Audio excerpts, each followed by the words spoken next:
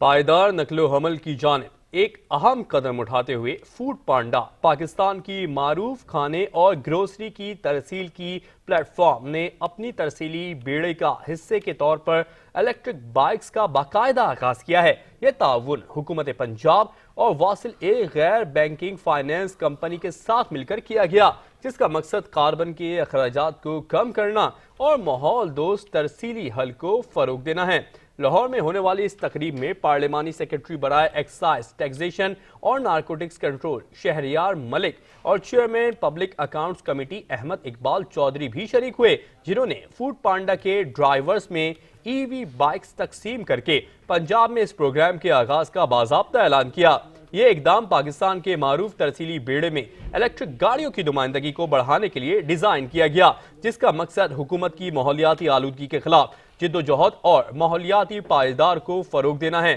اس موقع پر Ahmed Iqbal Chaudhry chairman public accounts committee نے کہا، الیکٹرک نقل و حمل کی طرف منتقلی پائیدار شہری ترقی کے لیے ضروری ہے۔ فوڈ پانڈا کی یہ کوشش صحیح سمت میں ایک قدم ہے، جو یہ ثابت کرتی ہے کہ عوامی اور نجی شراکت داروں کے ذریعے ماحول پر مثبت اثرات ڈالے جا سکتے ہیں اور اقتصادی مواقع بڑھائے جا سکتے ہیں۔